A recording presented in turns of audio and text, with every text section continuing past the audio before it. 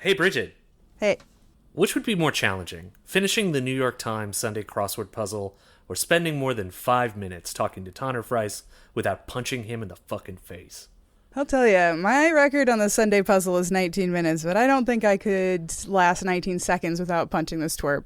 Absolutely. God, I hate him. Push the button.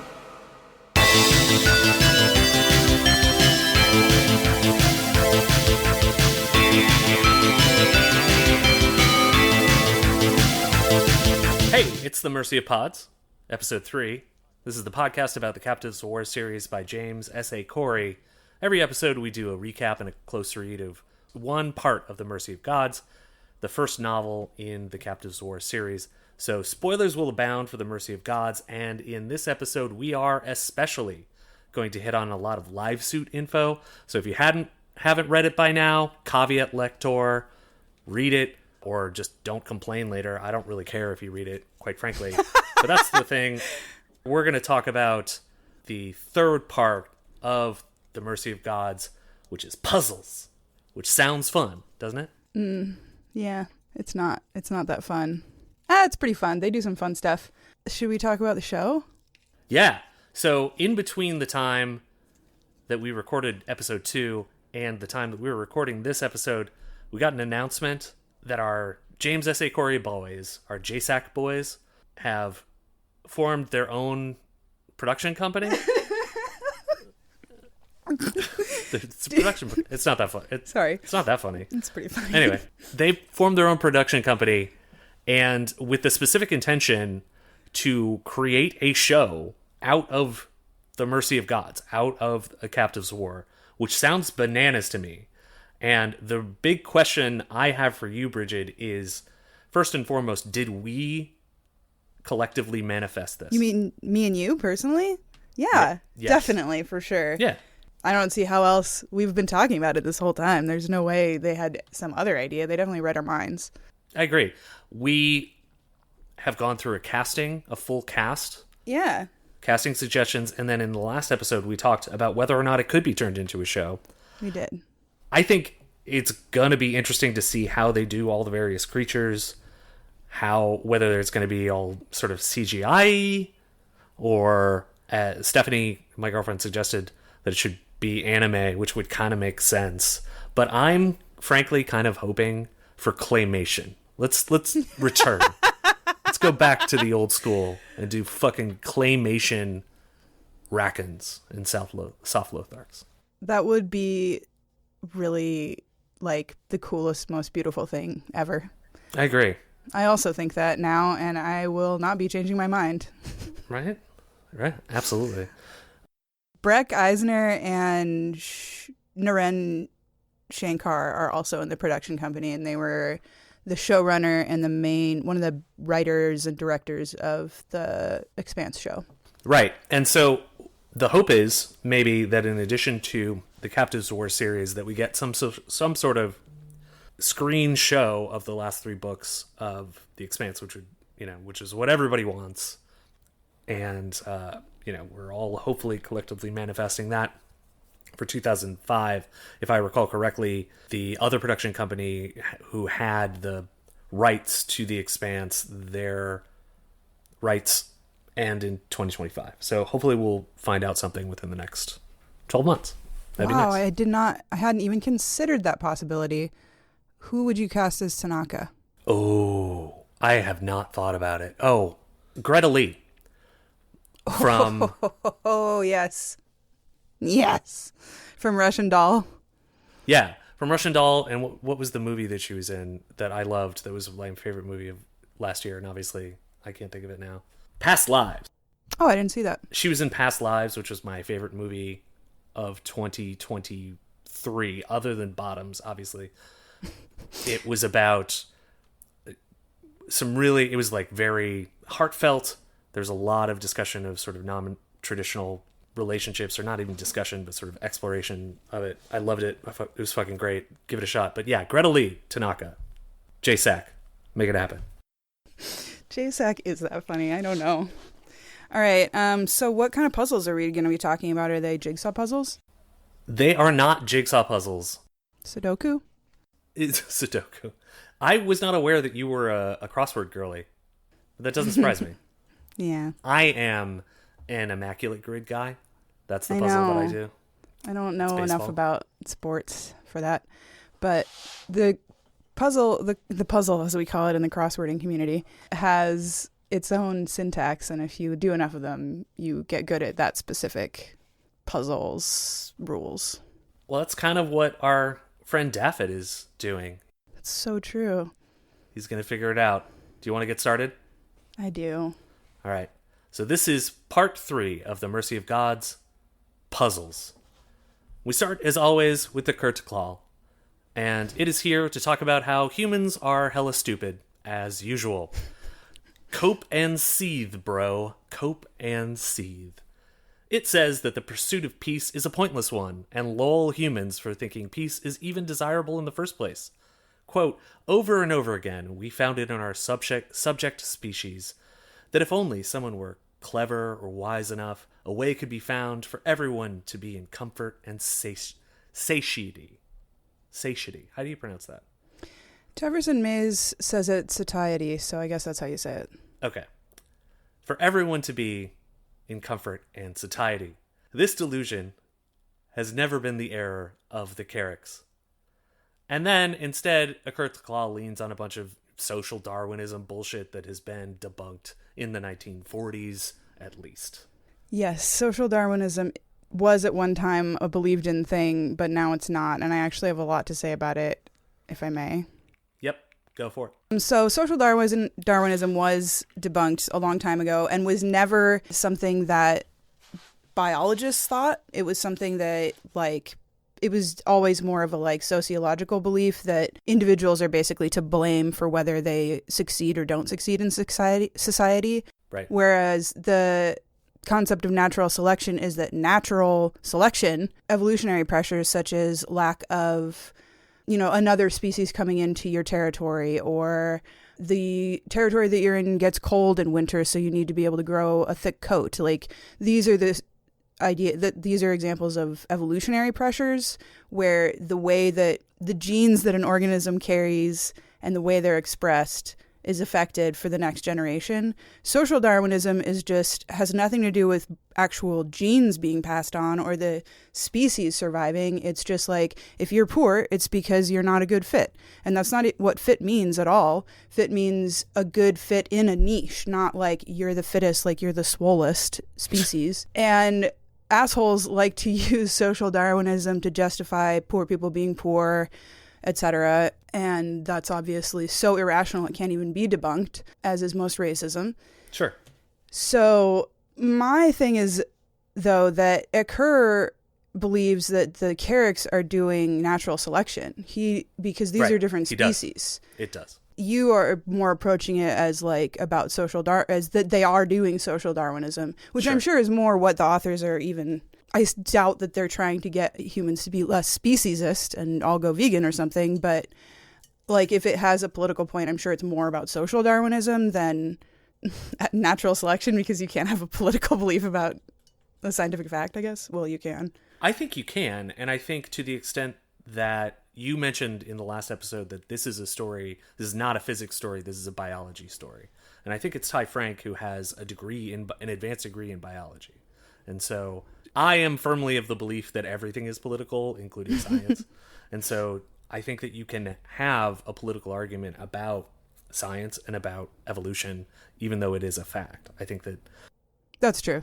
And I think that it's fair to point out that distinction that, and I think it's a distinction that a Kurteclaw is not making itself. That a Kurteclaw looks at natural selection, as you point out. It is talking about this as natural selection. But at the same time, it is also talking about the hierarchy of societies within the universe. And so you do get into that social aspect of the same thing, right? Yeah. And I think it's important to remember audience members too. You would never write something like this speech unaware that some of the audience is going to notice the social Darwinism in it and either agree with that concept or push back on it.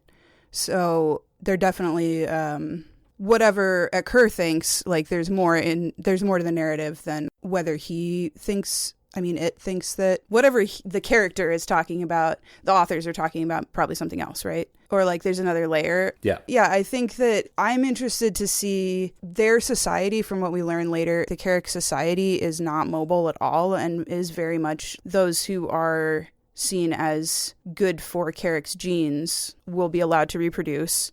Right. And those that don't. I thought to myself that Kerr was a cuck earlier, and he actually literally is a cuck.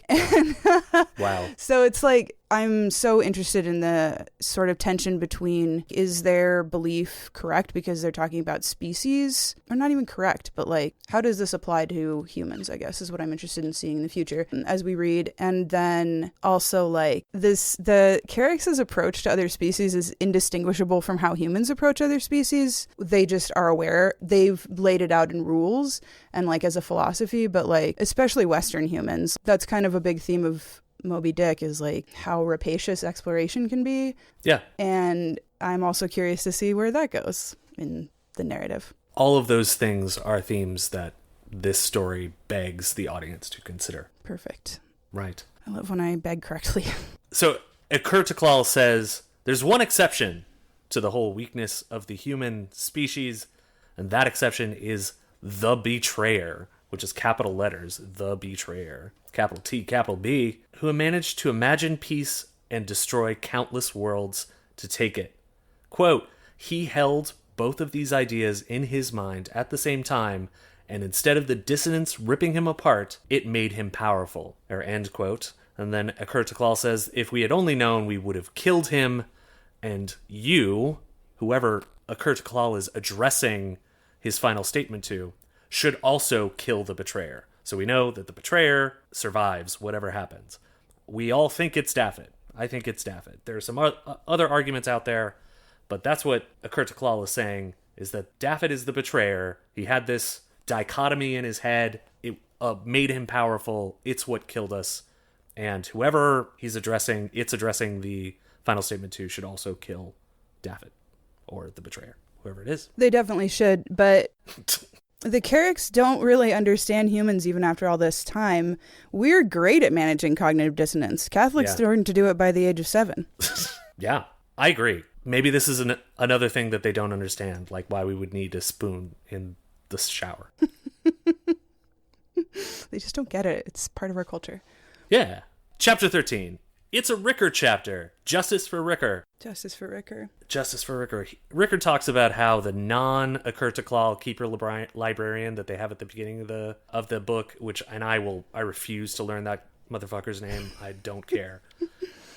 Some loser. Yeah, that librarian is taking the group on a field trip through the ziggurats. Ricker watches the group and notes that Tanner and Else seem fresh and washed, and Daffit is trailing close behind both, lol. Jessyn and Arina are holding hands in one of the cutest moments of the series. I love that it talks about how they're holding hands through this field trip that they're on.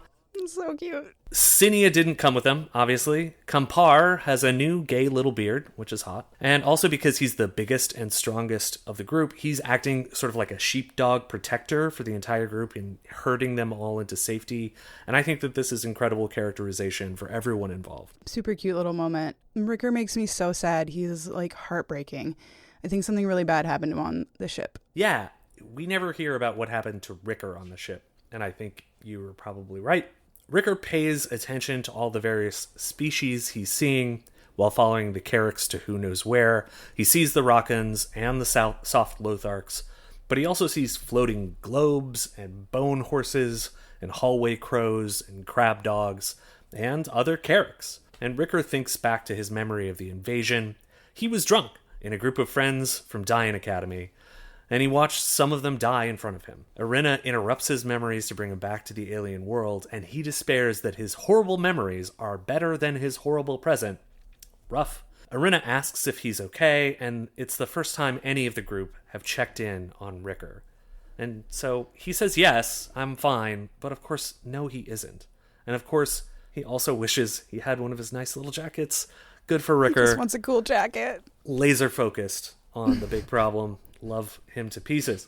Eventually, the Carryx brings the group to their new lab. Ricker notes that the door of the lab has some red markings above it. like the, quote, Galatian parable about spreading a blood offering over the doorway of a house as a sign of faith to make demons pass over it, which, hey, that sounds pretty familiar to a human story, the Passover story, right? Right? Yes, very important to 3 of our major faiths. Yeah. The culling of the firstborn happens in the story of Moses. It's one of the most metal parts of the Bible. There's a whole movie about it. Yeah. And so I think we said in the first episode, there's like 3 or 4 people in the Bible who are basically the same as Daniel, where they're like kidnapped into a new...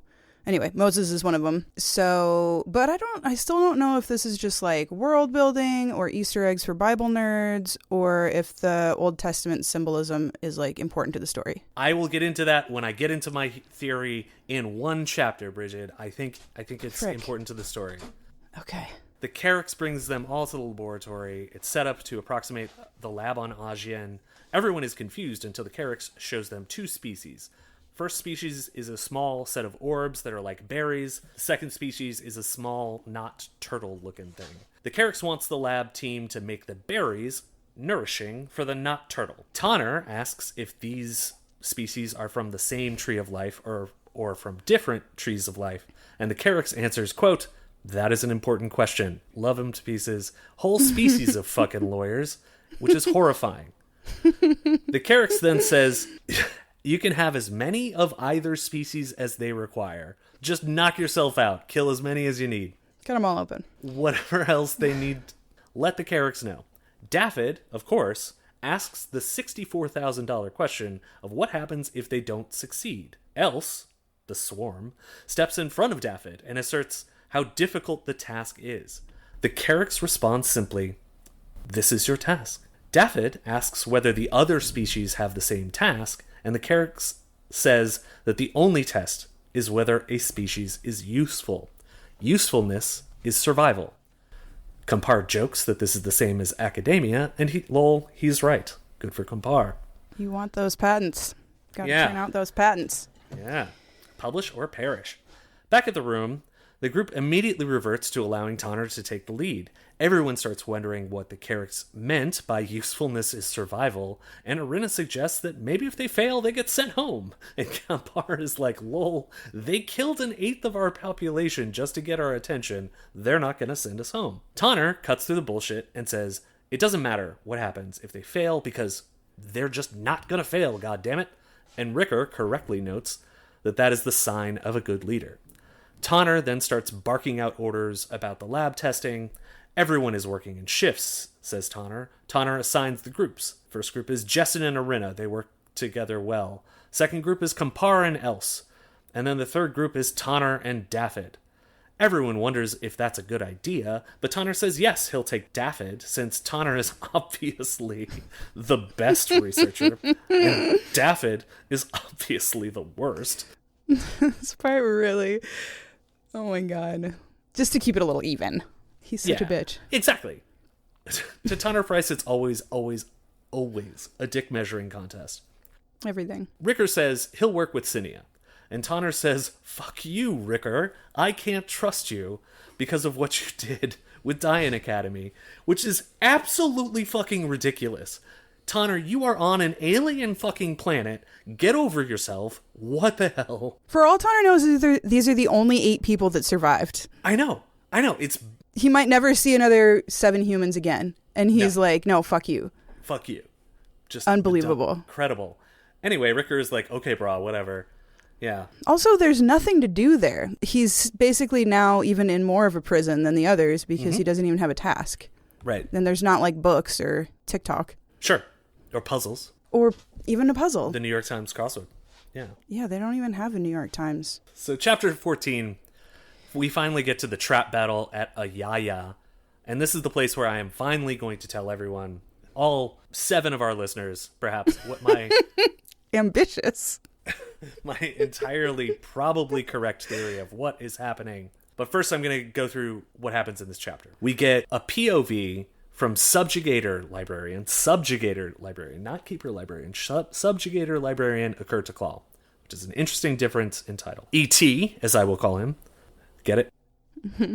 I do. I'm sure that was intentional. Yeah, E.T. Mm-hmm. Is the leader of the Carryx invasion of the Ayayeh system, which is populated by a series of land-based nomadic hexapods called Ely. They're described so lyrically, it's like to contrast the Carryx's barbarism. That's a great point. It is Ayayeh, Ely. I mean, they seem very peaceful. Their planet was awash in world song. Yeah, that's what they say. So, beautiful. Like they're big nomadic whales or something. Land-based whales. That's with 6 legs. E.T. monitors the invasion here. It sends out the animals of violence, and it watches as the grid encircles the planet. The Carryx then breaks the limb, killing 1/8 of the population. But then, as the invasion proceeds, the Half-Mind starts reporting back that something is going wrong. Huge swaths of the invasion force start just blinking out of existence.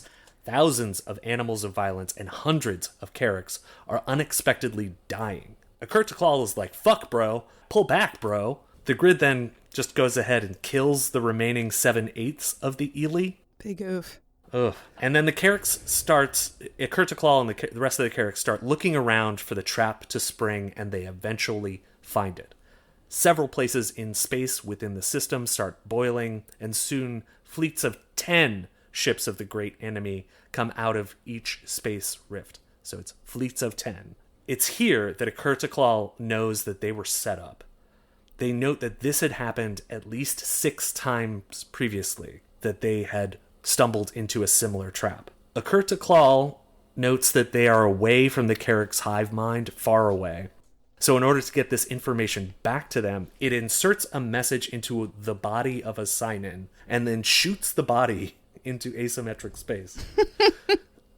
Which is incredibly metal. Psychotic. Right.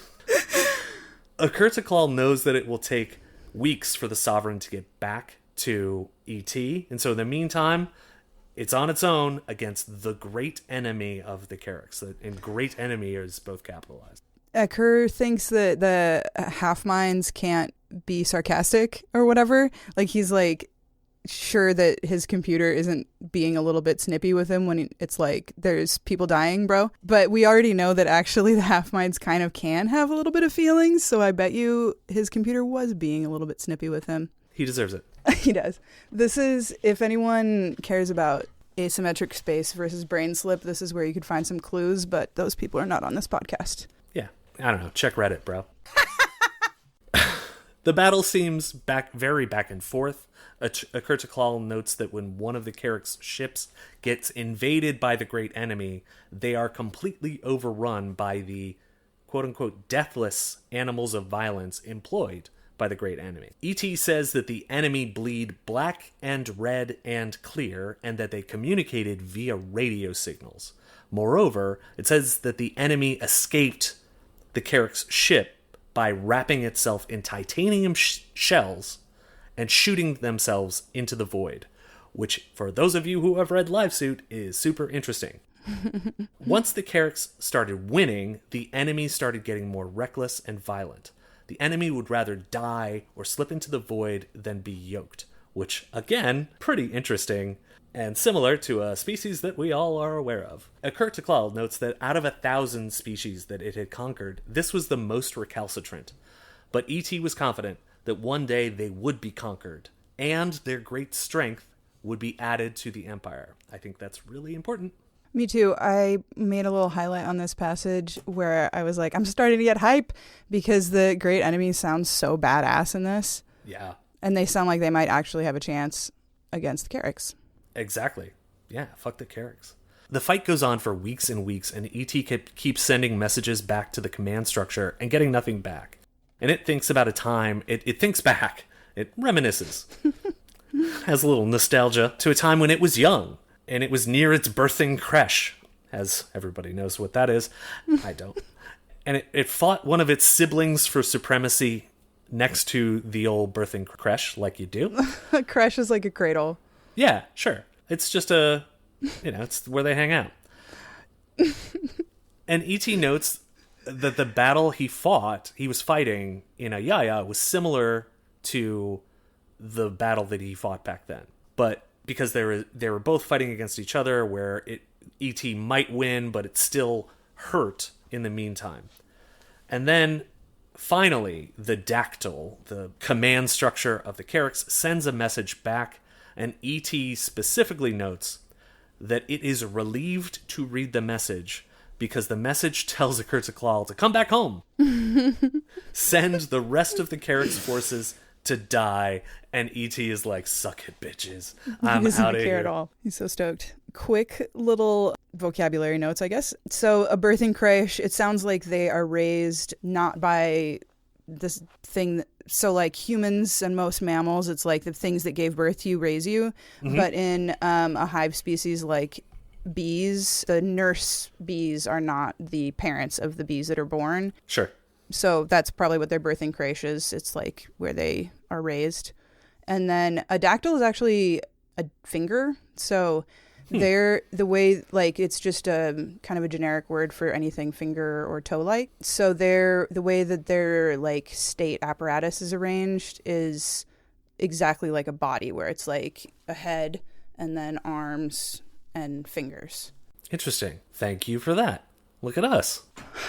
We're giving you information, people. Servicey. Yeah. Anyway, E.T. summons the Carryx Prime Soldier, who is, I'm guessing, sort of the main soldier here in the battle. And when the soldier comes in, Akertoclaw notes that the soldier itself was bulky and repulsive to Akertoclaw. He is so judgy. Unparalleled hater. Yeah. And then, when Akertoclaw tells the plan to the soldier, the plan where Akertoclaw leaves and the soldier stays behind, the soldier is like, oh my god, what the fuck, barbecue? And Akertoclaw is like, girl, you better listen. And then the Prime is like, shake my damn head. This exchange is really interesting. You get a lot of information about the socialization between the Carryx, where Akertoclaw is basically like, you have to do what you have to do, and the Prime is like stomping its feet or whatever about it, being like, this sucks. And Akertoclaw is like, I don't care. It gives the Prime the old, you can't win a fight without bruising your limbs, I guess, idiom from the Carryx, which is a good, you can't make an omelet without breaking some eggs analog. Anyway, Akertoclaw then escapes back into asymmetric space with several captives from the great enemy. It notes that the captives are, quote, thin-bodied animals with five-fold symmetry in their hard-crusted epidermis. And then the chapter ends. And so, here is the part where I get into my grand, I don't know, probably correct theory, and maybe correct theory of what is going on. I'm going to preface this by saying I have done a couple of rereads of both, actually 3 rereads at least, of both The Mercy of Gods and Live Suit with this idea in mind, and I haven't seen anything that specifically disproves it. I have found some criticisms that I will try to address at the end of the episode, but this will be very spoilery for Live Suit, so read Live Suit or whatever, or just don't at me. This is the thing. I believe strongly, that like Ayayeh, Ajian was a trap planet, and it was set up by humans and or command and control, whatever that is from a human perspective, to embed swarm-like beings like Else into the Carryx infrastructure. And I believe that the great enemy of the Carryx that are described here are human, and that the five-fold enemy that the Carryx capture are either live suits or sort of later advanced version variations on live suit tech. And I believe that the hints of human resistance towards the war effort that we get in Live Suit are people finding out about the trap planets that were intentionally set up, like Ajian, and objecting to it. Here are some of the main assumptions that I'm making in this argument. And first is the big one. The great enemy of the Carryx who fights in this chapter we just read is a continuation of the fight that humans make against the Carryx in Live Suit. I think that this is a very safe assumption for several reasons. First, Ty and Dan like telling human stories, and I think it would be unusual for them to have like two alien races being the main forces fighting. I think that would be a step away from the stories that they seem to tell. I also think that the question of how much humanity we are willing to lose in order to save humanity is right up J.S.A.'s alley. It's exactly, I think, what is presented in Live Suit as the main question that is being asked, and also here. Second, I think that there are incredible similarities between the animals of violence that the great enemy employs and the live suits that we learn about in Live Suit, and I'll get into that a little bit more later. The second assumption that I'm making, it's a less important assumption, but it's that the events of Live Suit take place long before the events in the Mercy of Gods. And this is the assumption that I have less evidence for, but it's also because of the timeline wonkiness that we've talked about and that is talked about in Live Suit. It means less to the theory, because it doesn't really matter what the timeline is as much, according to Kurt de Claw, according to the story itself. But I really do think that Live Suit takes place literally thousands of years before the Mercy of Gods. I agree with that. Yeah. Here are my main arguments for the Trap World Ayayeh theory. Ayayeh, as we talked about in the first episode, was pretty clearly intentionally set up as a human world in a non-human biome. It is not, repeat, not at all possible that Ayayeh was set up by like an accidental crash landing of some human voyage. And it's not possible because the completeness of the Earth biome that accompanies the humans on Ayayeh is profound. It is entirely complete, as far as we can tell. Go through the Mercy of Gods and count the number of Earth animals and organisms and viruses and birds and insects that people from Ayayeh are aware of. You get everything from elephants to swallows to cockroaches to octopuses. All of those things get mentioned in the Mercy of Gods. All of that wouldn't have come over on a regular old ship or even a colony ship. Instead, this was an intentionally created human biome, and that's why you get things like Ogden the World Father and Blood on the Doors representing the culling of the firstborn. They have a cultural echo of their Earth human origin, but no specifics. And so Ayayeh I also think that one of the reasons why we can safely assume that it was not a crashed colony ship is that Ayayeh has no connection to the broad and incredibly advanced human civilization that makes up the forces fighting the Carryx in Live Suit. That civilization is crazy advanced, and they can communicate throughout this huge human empire. And if it were a colony ship that crashed on Ayayeh, I think that we could safely assume that the civilization that we learn about in Live Suit would have followed up and would have connected with the lost world on Ayayeh, and they didn't. And I think that the reason they didn't is because they wanted Ayayeh to be on its own to set that trap. And then yet, despite the fact that the Ayayeh is not connected with this broader human civilization, the swarm, Brigid, do you want to say it? The swarm. Thank you. was there on Ayayeh, at least one of them that we know about. We think it's possible that there might be more. It was there on Ayayeh or nearby, waiting to be triggered or fired on Ayayeh right before the Carryx invaded. And we know that because the swarm says it's new in the world. Yeah. If you believe that, as I do, that the swarm is a human invention because it is working on behalf of the great enemy of the Carryx and therefore working on behalf of the humans, that means humanity and or command and control of humanity is aware of Ayayeh, but did nothing to protect or even contact Ayayeh in advance of the Carryx invasion.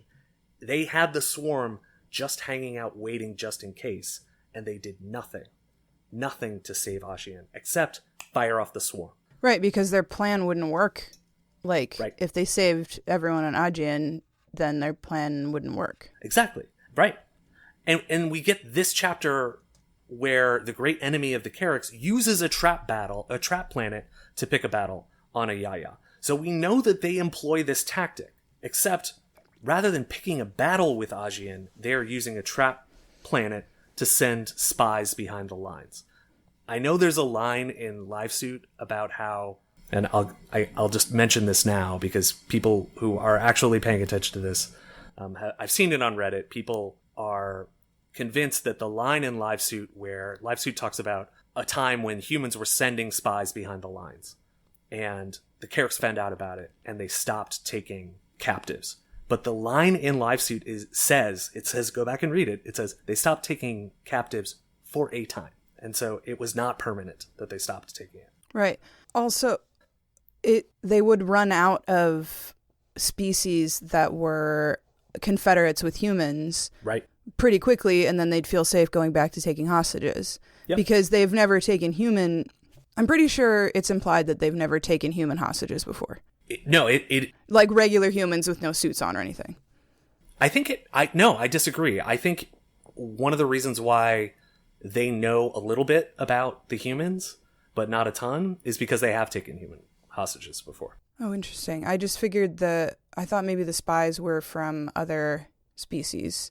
No. Okay. I could see it either way. Yeah, I could see it either way. I think that they have taken human captives, and they have been taking human captives for a while, and part of the reason is because taking hostages to incorporate the strength of the conquered worlds into the Carryx Empire is the whole point of the Carryx. That's what Carryx makes very clear. So whoever's running the human empire, command and control, knew that eventually they'd want to take that the Carryx would want to take hostages again, and lo, they did. The next part is the fivefold enemy. And okay, I grant that it doesn't line up 1-to-1, but the fivefold enemy share a lot of similarities with live suits. Carryx mentions that the fivefold enemy are virtually deathless, and that's the point of live suit. And any amount of damage does not stop them from fighting, and we see live suits do that exact same thing in live suit. Their method of escaping, which is individual titanium escape pods, it appears identical to the escape pods that are described in some detail in Live Suit. Carryx says that the fivefold enemy bleeds red and black and clear, and I think that the red there is probably leftover flesh from whatever the Live Suits took, and then the black and clear are just sort of Live Suit juice. That's my thought. I don't know. Yeah, that seems reasonable. Yeah, and the fact that they are described as having fivefold symmetry could mean several different things. It could mean that they're sort of evolved live suits without heads, because you don't need heads when you have live suits. Or it's just the Carryx's weird way of describing a being with 5 appendages. Regardless, if you look at a live suit human, it's symmetrical along one plane, at least one plane. So I'm just Googling this now, and it is just that they have 5 limbs. Yeah, exactly. A type of radial symmetry in which an organism can be divided into 5 equal parts. There you go. So the Carryx didn't make it up. Humans made it up to describe flowers. Sure. Or starfish or whatever. Yeah. I thought these were starfish for sure when I first read this chapter. I was like, I think I texted you, starfish? Yeah. And they could just be like starfish troopers, right? They sound like live suits, and there's a reason why they wrote live suits, right? And there's a reason why. Yeah, like why would they really, like, thinking of things in terms of narrative? Right. Why would they release live suit if it had no connection? They wouldn't. That would be silly and pointless. It'd be a waste of time. Great story, but it's like, yeah, cool story, yeah. bro. Thanks. And then in Live Suit, it talks about there's a resistance to the war movement among humans. Mina, Kieran's girlfriend, is part of it. And Mina tries to get a message to Kieran about how the live suit cannot be taken off. Do not at me if you're listening to this and you're like, they can take the live suit off. They say that they can take it off. They can't. The story makes it very clear, but we're going to get into that argument later. But as both Kieran and the comms officer Kieran talks to notes, why would there be a resistance? It's not like the Carryx are negotiating with the humans. They aren't. They simply are not. And so that's a good point. What would you be resistant to if you had a problem with the war effort? What specifically would be so bad that a high-ranking intelligence officer resigns after spending time at a black site?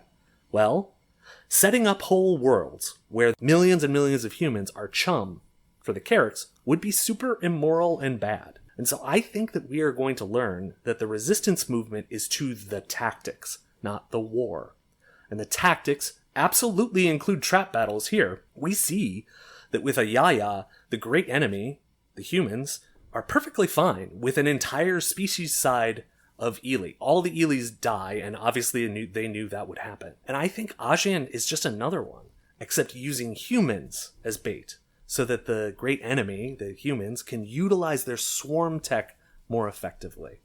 They've made this swarm tech to map along with humans, and it's going to be more effective than if they made it to map along a different species. I am sure that the resistance is to the tactics and not to the war itself. Right. And the conversation that Kieran and the comms officer have is so accurate of how military people kind of have to think and are taught to think, and for their own psychological wholeness have to think of what they're doing as like, you know, just and important, necessary. Sure. And to them, any, like, Kieran signs up to be a live suit soldier because to him nothing is more important than protecting the species. Right.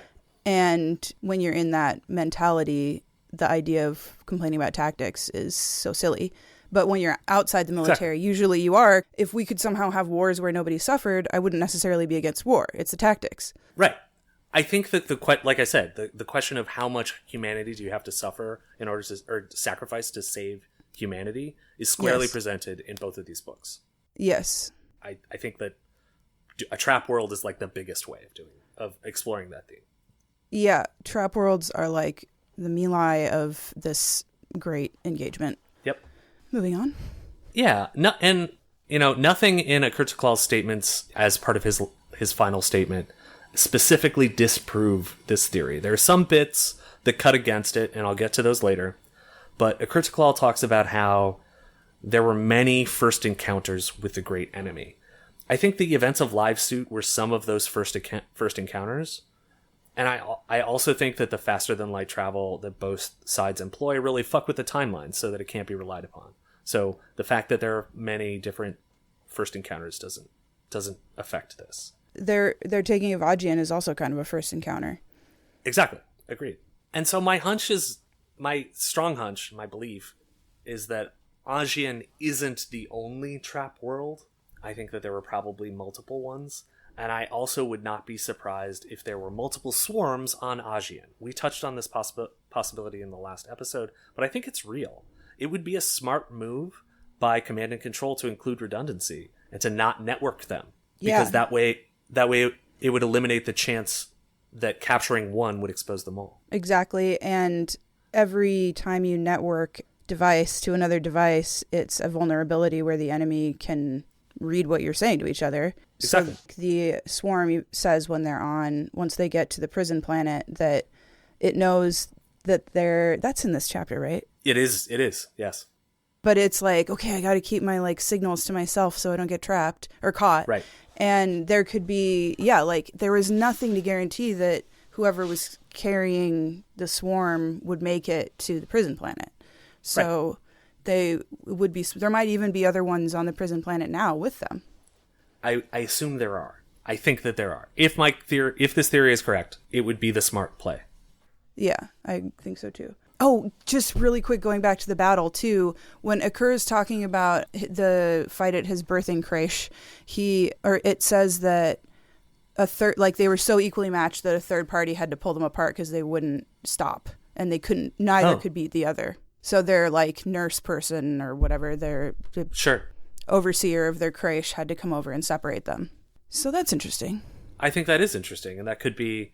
I mean, it could be. I think we'll get other popular or powerful species. I just really strongly believe that the great enemy is human.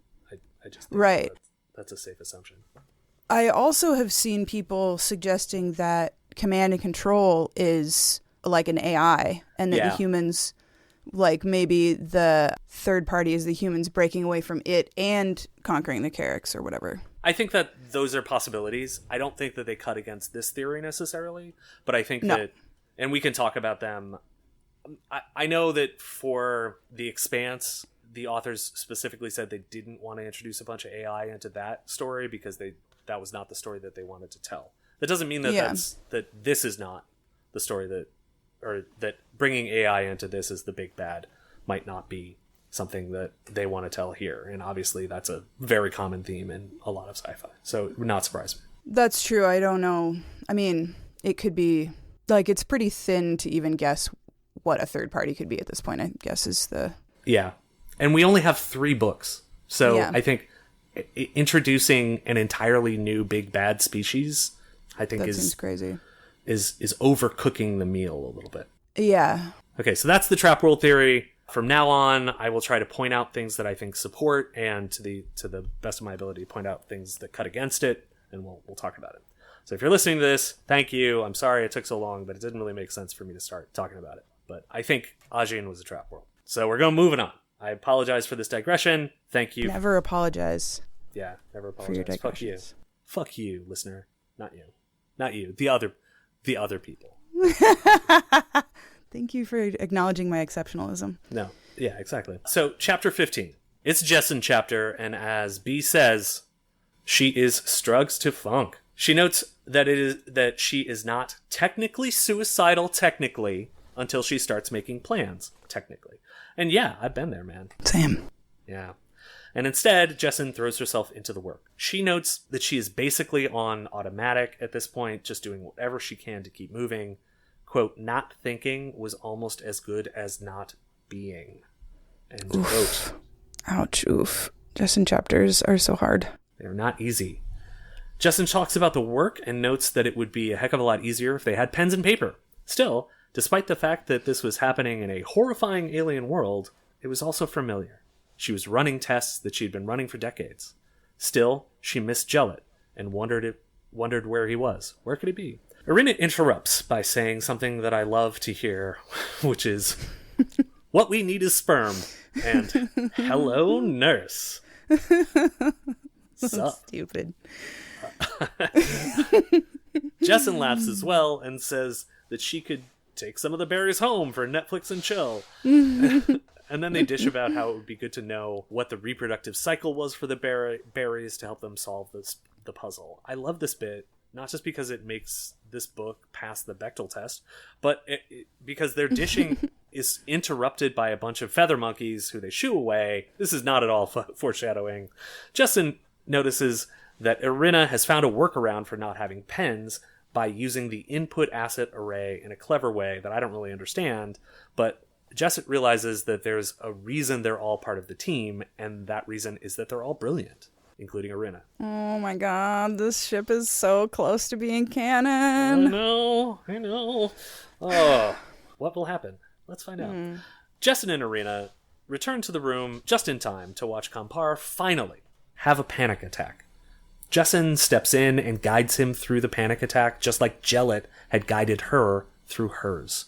She works him through some box breathing, which is a thing that I have also recently learned how to do. And he eventually calms down and comes out of the panic attack. She asks Kampar if he's okay, and he deadpans, "No, not entirely. Did you know there's aliens?" He's the best. Eventually he admits that he's not well. Same, buddy. And Jessyn's like, yeah, we're all fucked up, bro. At this point, Jessyn says to herself, Daffod is intellectualizing himself into a small steel cube. It made me laugh. I love seeing the characters through each other's eyes a little bit like that. Yeah. Also, I've done that before. It's called overthinking. It's my job. Yeah. Then we get to... The Swarm. Yes. Elswarm is asleep, and noting how interesting it is to be asleep. It notes that it is noticed that people are influenced by chemoreception, more on that later, and also that it feels the electromagnetic pulses of the planet that they are on.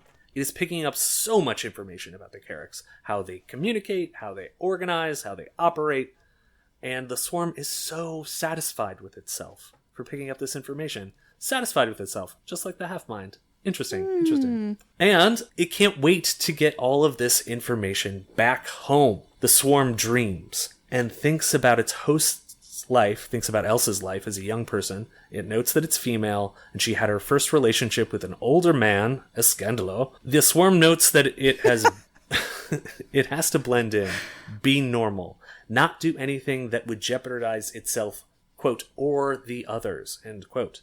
And I think we should ask ourselves, does the others in this context mean the lab group or the other swarms? And it's unclear. So, the swarm dreams on. And that's the end of that chapter. It's really pretty. Yeah. Chapter 16, What Up Sluts? It's a Daffod chapter. He is in the lab, and Kampar comes in and says he needs good news because he ran out of cream and had to drink his coffee black. I love him so much. Daffod notes that Tanner is doing his thing and is a legit genius, even though he doesn't particularly like Tanner. He acknowledges his expertise. Else comes in, and despite the fact that she's in the standard drab uniform and has no makeup on, he's still horny for her, which respect. Man learns that woman can be attractive without makeup. First time for everything. Faces under there. Yes. Tanner then announces he's got it all figured out. The stuff inside the berries isn't an organism, it's a farm. And the berries are farmers, and the silicate insides are their crops. Everyone freaks out because this is a game changer, and Daffod is like, whatever, bro, I've just got a chub for the alien lady. Literally does not even care about these berries. Nope. Tanner tells Daffod that we outta here, and as Daffod leaves, Elswarm touches his arm. She touches his arm, Brigid. How lewd. They're almost back to the room when Disgusting. Daffod... it's just pornographic. Daffod decides to just take a little walkabout in the alien menagerie. Daffod walks out to one of the great rooms and just takes in the scene. It's pretty wild, what with all the various aliens and stuff, but still, he's mostly just thinking about girls. And then, he remembers the story about how he trained himself to not be afraid of spiders by just picking up spiders every day until he was not afraid of spiders. Absolute psycho behavior. Insane. Absolutely insane. Daffod thinks about how his mom said that he doesn't like anyone telling him what to do. Clearly true enough. Anyway, he tries to do the same with a huge room full of weird aliens. He notices what we will eventually find out are the phylarchs of Ostradine and some feather monkeys, but he doesn't really know what those are called yet. He sees some familiar soft lotharks and raccoons and cynons, and then also the crab dogs. I love the crab dogs. They seem fun. He thinks about how it would be nice to get his hands on one of those translator boxes. Agreed.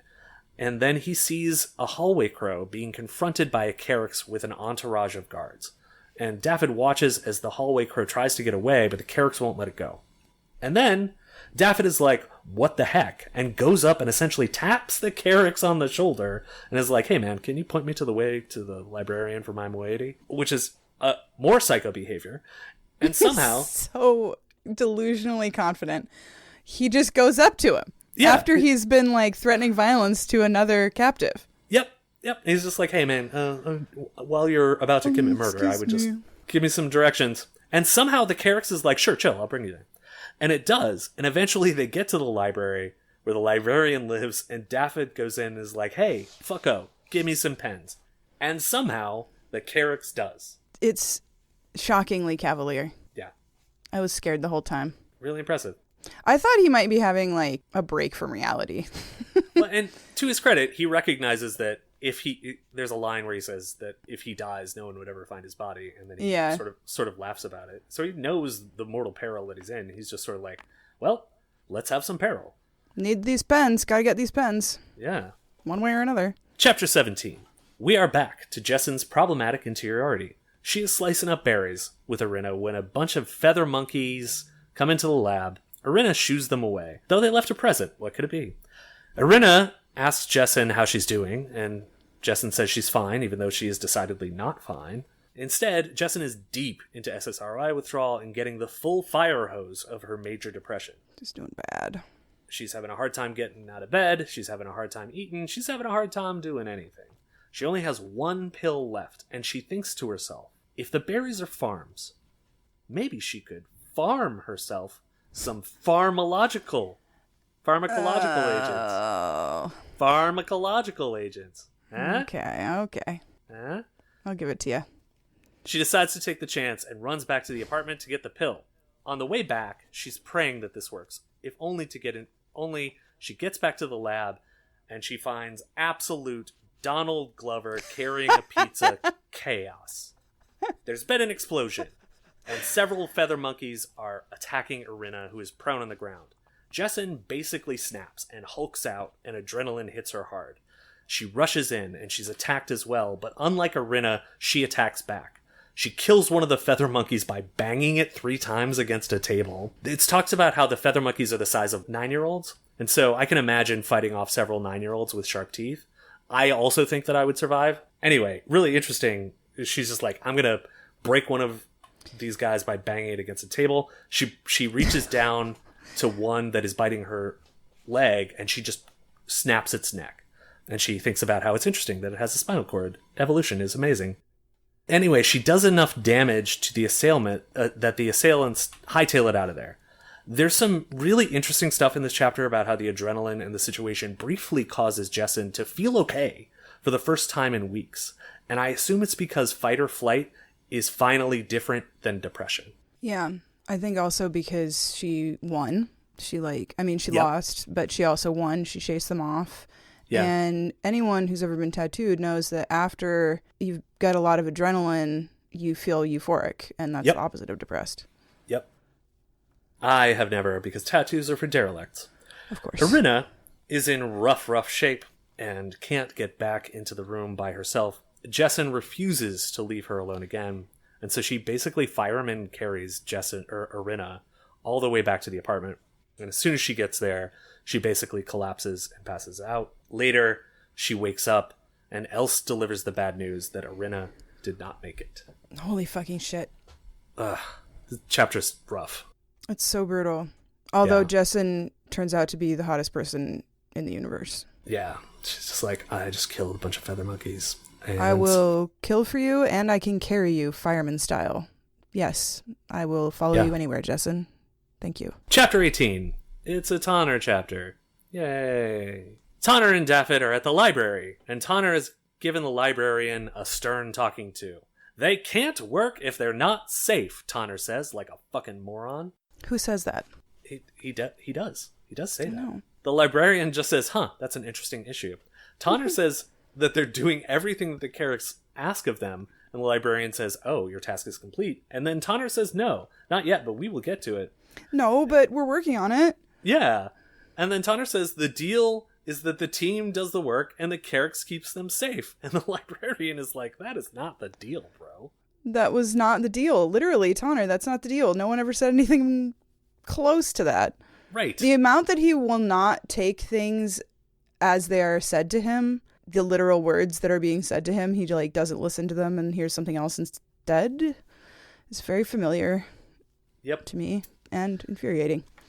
Luckily, Daffod steps in, and he asks what the feather monkeys call themselves, and the Carryx somehow says with a straight face, Night Drinkers, which is a band that I saw open for Alkaline Trio in 2003. They were very goth, the Night Drinkers. Where I come from, we only have a special name for day drinking. Yeah, Night Drinkers. That's just regular old drinking. That's normal drinking. Yeah. That's what you're supposed to drink. Whatever. Daffod asks whether the Night Drinkers have the same task, and the Carryx says, there is only one test. And so Daffod figures out that the team and the Night Drinkers are competitors. He cuts off Tonner from whining about not being able to work without safety, and Tonner has no idea that Daffod just saved his life and the lives of everyone on the team. The librarian says that the body will be removed, Irina's body, and Tonner can't figure out why Daffod is interested in that. Back at the apartment, Tonner is whining, but makes the decision to bring the lab into the living quarters so that they can all work all the time. Everyone agrees this is a good idea. Ricker comes and tells Tonner that Jessyn is ready to talk.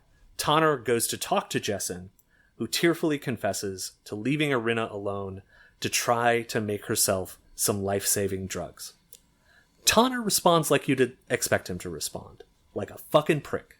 How dare she run her own experiments in his lab without his permission?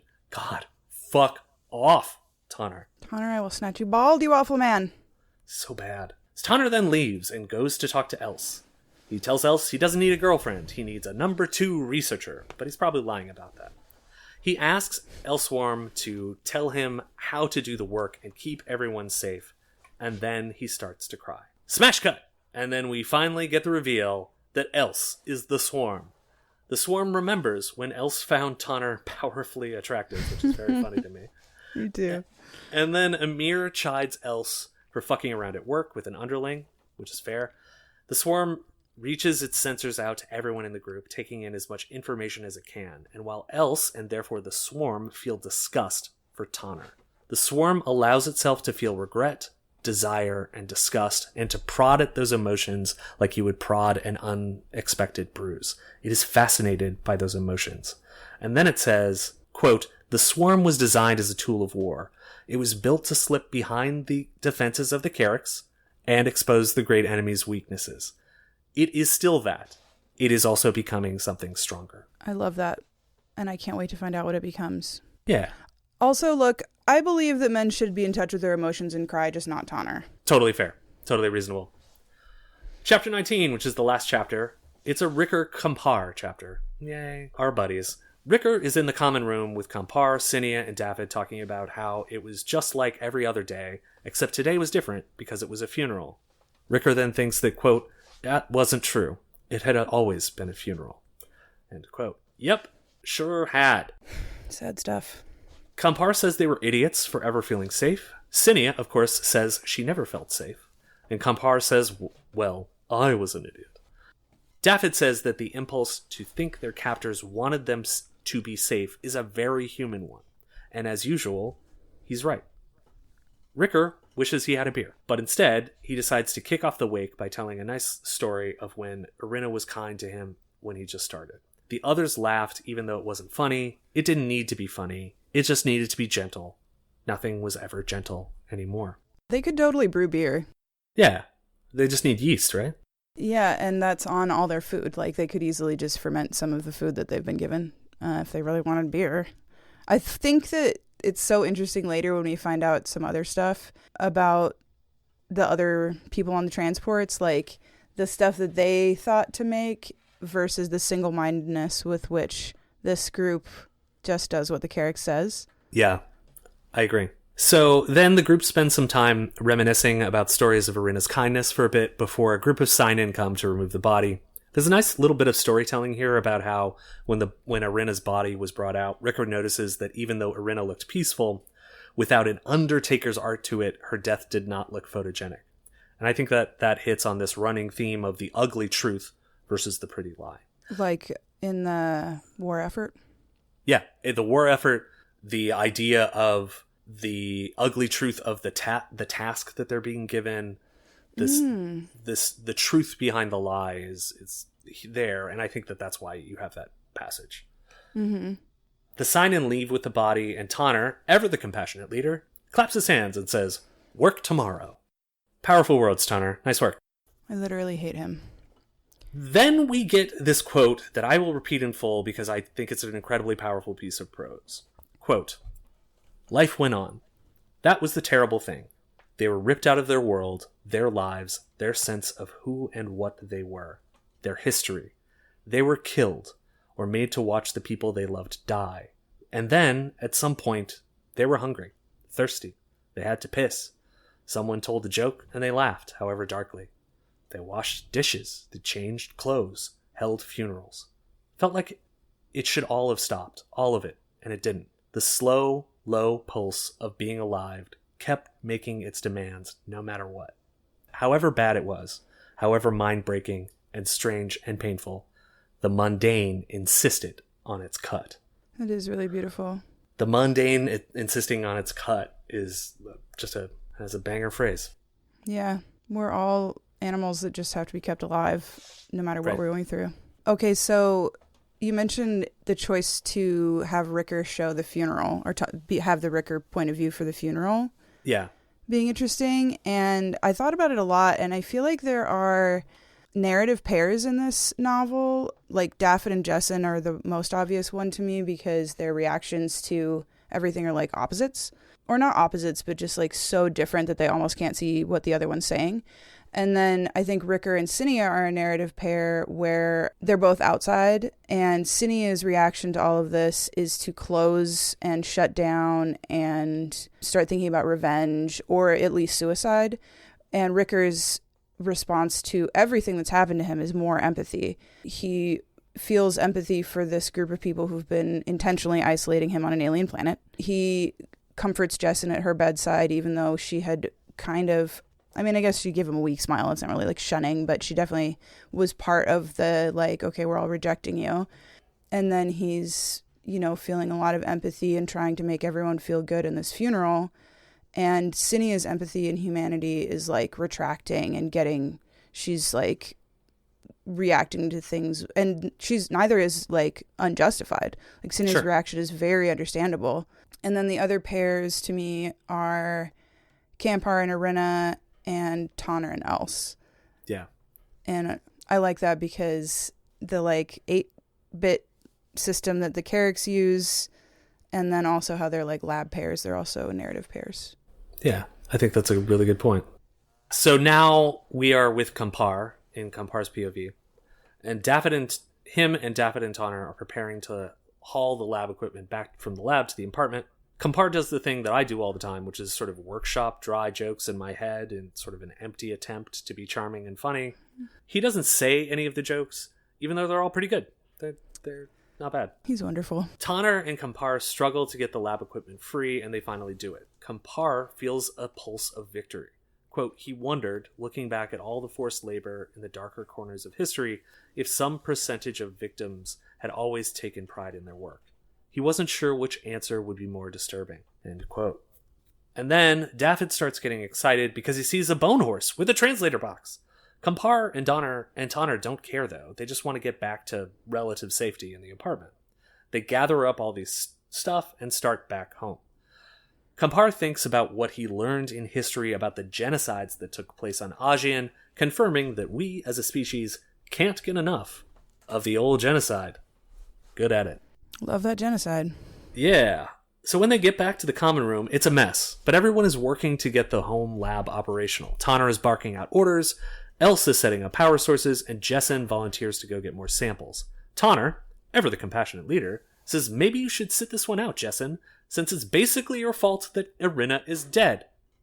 Campar wonders what Tonner would look like when he beat the shit out of him, and I also wonder that. Let's make it happen, Campar, buddy. Come on. Tonner says maybe that was a step too far, and Campar is just about to threaten him when Daffod pipes up and says, actually, he wonders if Jessyn didn't save them all. Tonner is about to wheel on Daffod when Else cuts him off. Campar thinks, Else Yanin, Kingmaker, and then muses that something changed about Else just before the invasion. Who could it be? What can say? Mysterious. Daffod has it all figured out. What if the test is not the protein assays? What if the test is how to be useful in general? Daffod reasoned that if the Carryx actually cared about good lab work, they would have security. And since they don't have security, he can reasonably conclude that the Carryx don't actually care about good lab work. Tonner says, so they're hiding a secret agenda? Tonner has such engineer brain. Yes, Tonner. When people refuse to answer questions, it usually means they're hiding something. Asked a bunch of questions, didn't get answers. That's literally the definition of a secret agenda. Yeah. When they won't tell you their agenda, it's secret. Yeah. Campar notices Else's weird expression, and like she was blowing out smoke from a cigarette, and then immediately afterwards, Campar smells an odd scent, like the smell from a newborn baby's head. So what's happening here is that the swarm is using chemoreception to indicate to the primates in the group that they are on the right track. She is moving them along. A little treat. Daffod says maybe it's not a secret agenda, because it's not. You dumb motherfucker. Anyway.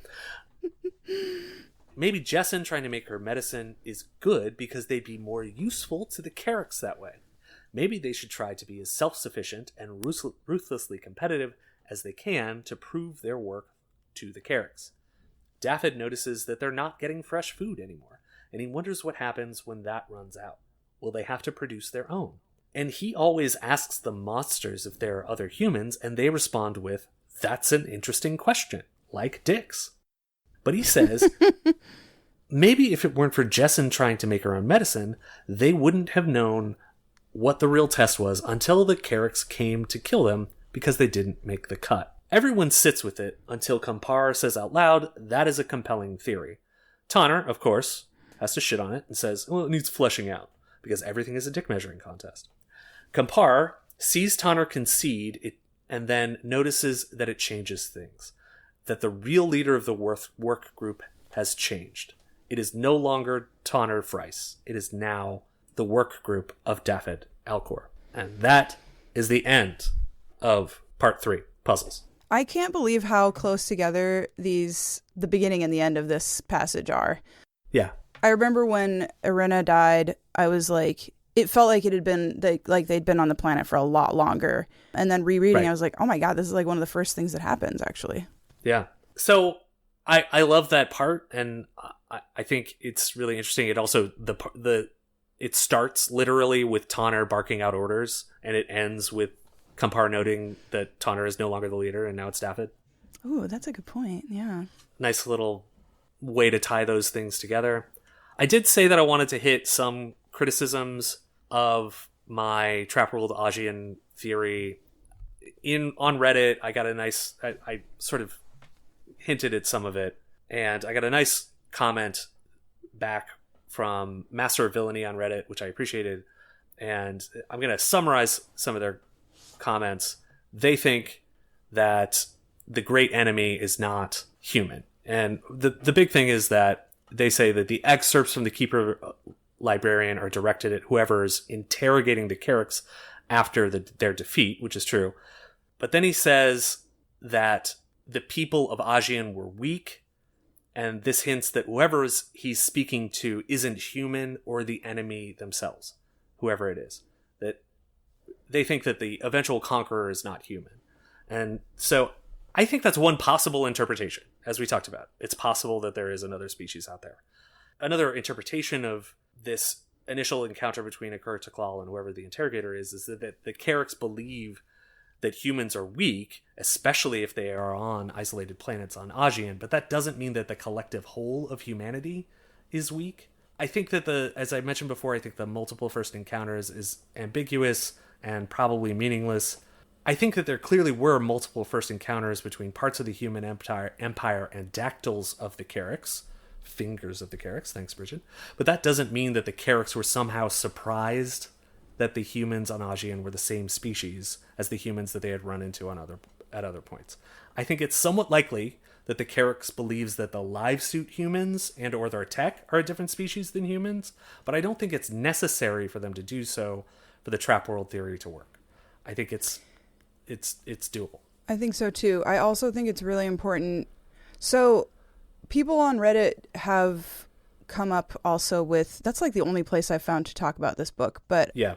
They're also very interested in exactly what context Ecker is giving his final statement. To me, my first like instinctive read of the context was that it was like a war crimes trials type situation where it's like, sure, we beat you and now we want to know everything about you before we execute you. Or something like that. Like this is a kind of a debrief after victory. So he could be giving what their opinions are of the people he's talking to. Like, there's no reason that the people asking the questions have to be a different species than humans just because he's talking about humans. It could be humans asking him what the Carryx think about, like, tell us everything about how we beat you. And also, Ecker himself, in its point of view chapter, we learn that it is opinionated and does not speak for all Carryx. Even though they're a hive mind, it has its own thoughts about the subject species and about its own place within the Carryx hierarchy. Like, it might not be the most reliable witness, actually. Yeah, or the most truthful, or like, I don't think we need to just take everything he says as like factually, historically truthful and accurate. Right. He's not necessarily, just because he's the Keeper Librarian of the human moiety doesn't mean he speaks for the Carryx. Right. He's just a guy or a bug or whatever he is. Mm-hmm.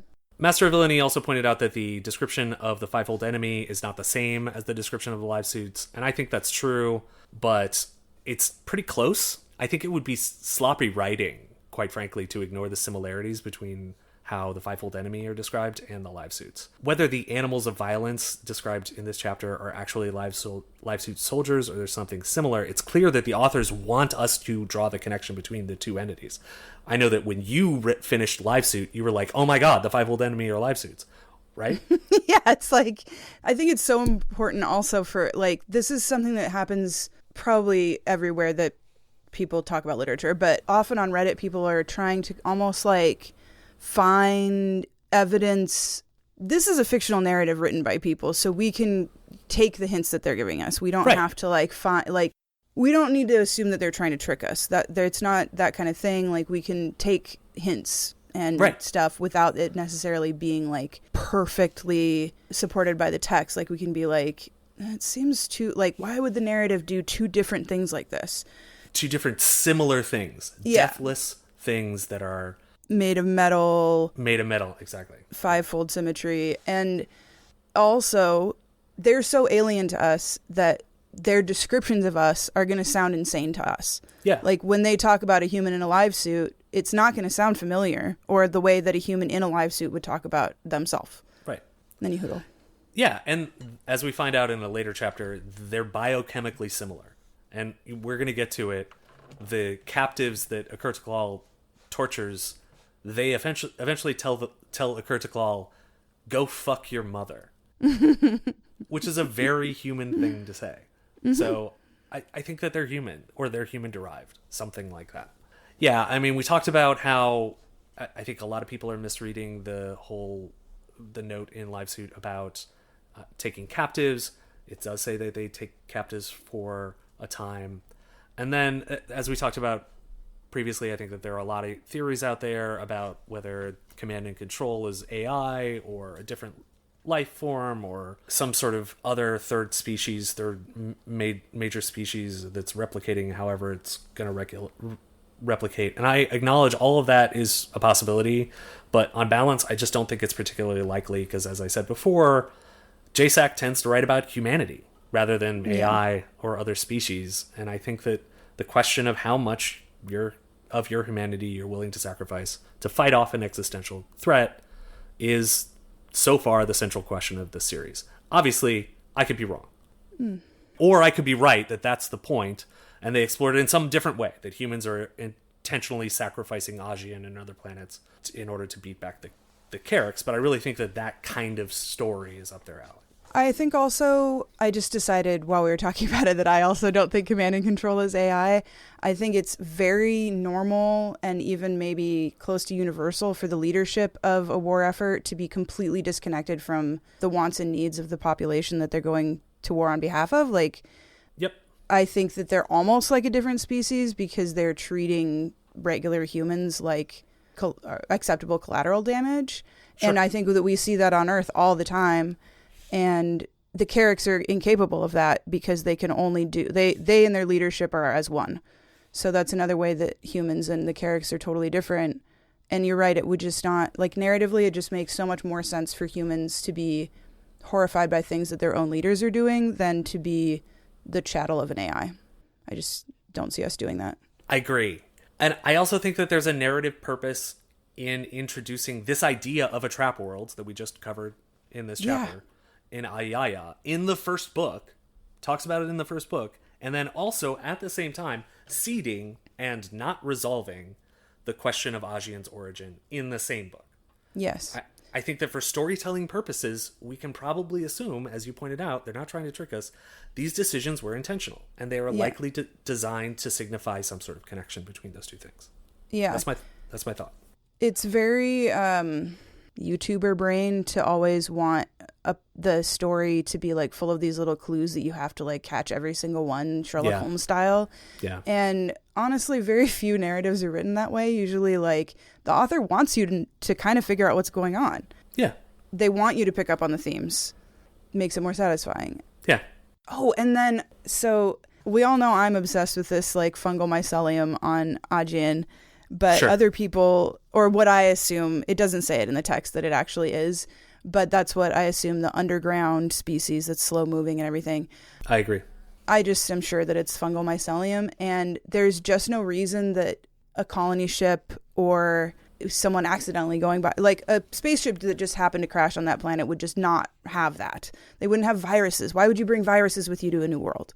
And there has not been enough time that they've been on there for any of that to evolve. A thought just occurred to me just now. What if the fungal mycelium, or the second life form, was how the swarm was triggered? Say more. Okay, if we assume that there is a purpose behind mentioning that second life form on Ajian, which I think I could see it going either way. Yeah. I think that it could just be sort of a, red herring, a red mushroom, whatever. Fly agaric. Sure. Or it could be something that's important. And the fact that if we were going into this knowing that we were going to get 9 books like The Expanse, I would be like, well, Right. we're absolutely going to go back to Ayayeh. We're absolutely going to find out what that fungus was, what that slow life is. We have 2 more books. And Yeah. however many short stories, I don't know, but it's not a lot of time. So Yeah. I would not be surprised if we never go back to Ayayeh, if we never find out anything about it.